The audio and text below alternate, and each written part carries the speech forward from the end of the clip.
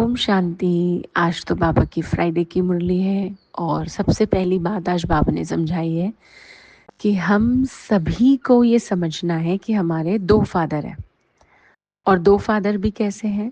एक शरीर का फादर है यानी लौकिक पिता उसको कहते हैं, और एक आत्मा का फादर है जिसको पारलौकिक पिता कहते हैं। और बाबा ने ये भी कहा समझना तो है लेकिन औरों को भी समझाना होता है। अब जो पारलौकिक फादर है, हमारा पारलौकिक पिता है, उसी को भगवान, खुदा या गॉड कहते हैं और उसी को याद भी करना है। क्योंकि देखिए जो शरीर के पिता हैं वो तो उनको रोल मिला हुआ है ना, और इस जन्म में वो है और अगले में कौन होंगे पता नहीं। तो शरीर के फादर से आत्मा को प्राप्ति नहीं हो सकती है, ये बाबा ने समझाया होता है हमेशा।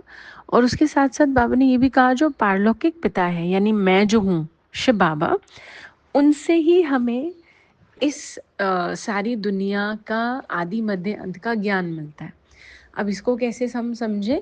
तो अब देखिए जैसे कई बार होता है ना कि हमसे कोई पूछता है भाई आपके फादर क्या करते हैं, तो हम क्या जवाब देते हैं? जो वो काम करते हैं वो हम बताते हैं कि वो क्या करते हैं। तो ये पारलौकिक फादर हमारा आत्माओं का असली पिता क्या करता है ये भी तो मालूम होना चाहिए। तो वो क्या करता है? बाबा ने दो बातें बताई है आज मुरली में। एक, वो इस सृष्टि को नया बनाता है, जिसको हम ये कह सकते हैं कि वो स्वर्ग बनाते हैं और पतितों को पावन बनाते हैं। और ये नॉलेज वो हमें देते हैं कि मैं क्या करता हूँ। एक फादर ही तो बताएगा ना कि क्या करता हूँ मैं। तो अब जो इस सृष्टि को नया बनाते हैं, जिसको हम कहें स्वर्ग बना देते हैं, जहाँ हर एक आत्मा में विकार खत्म होकर सारे गुण भर जाते हैं और सब एक दूसरे के लिए बहुत अच्छे हो जाते हैं। तो हमारा जो पारलौकिक पिता है वो नई दुनिया को बनाता है। अब उस नई दुनिया को बनाने का वो हमें ज्ञान देता है कि मैं कैसे बनाता हूँ। एक-एक आत्मा पर मेहनत करके एक-एक आत्मा को परिवर्तन करता हूँ, ताकि फिर उनको सिलेक्टिव सोल्स को, चुनी हुई आत्माओं को मैं उस दुनिया में रहा सकूँ। तो इतना बड़ा प्रोजेक्ट है हमारे पारलौकिक फादर का, तो वो हमें याद रहना चाहिए। अब जैसे किसी के फादर बिल्डर हो, तो वो अपना हिस्सा लेते हैं ना उसमें भी। बच्चे जो हैं उसको उनको रहता है ना, सिर्फ हिस्सा भी क्या लूँ मैं, अपने फादर का पूरा बिजनेस ही ले लूँ मैं।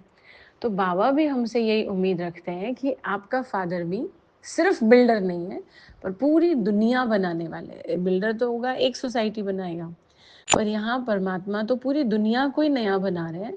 तो उसमें बाबा हम बच्चों से ये चाहते हैं कि हम भी वो पूरा का पूरा प्रोजेक्ट संभालें, और इस नॉलेज को ध्यान में रखते हुए हम औरों के साथ कैसे रहना है, अपने आप के साथ कैसे रहना है, वो ध्यान रखें। दूसरी बात आज जो बाबा ने बोली है, ये आंखें बहुत धोखा देती हैं। बाबा ने कहा आंखों से ही देखते हैं तो ही लोभ और मोह भी आता है। काम और क्रोध तो आता ही है, काम, क्रोध, लोभ, मोह। तो आज बाबा ने कहा इसका मतलब ये नहीं है कि कोई आंखें निकाल दे। जैसे भक्ति में कई बार होता है ना कि हम देखेंगे ही नहीं दुनिया को, तो आंखें निकाल दें या पट्टी बांध लें, नजरें ही नहीं मिलाएंगे। नहीं, इस दुनिया को देखते हुए अपनी आँखों को नियंत्रण में रखना है।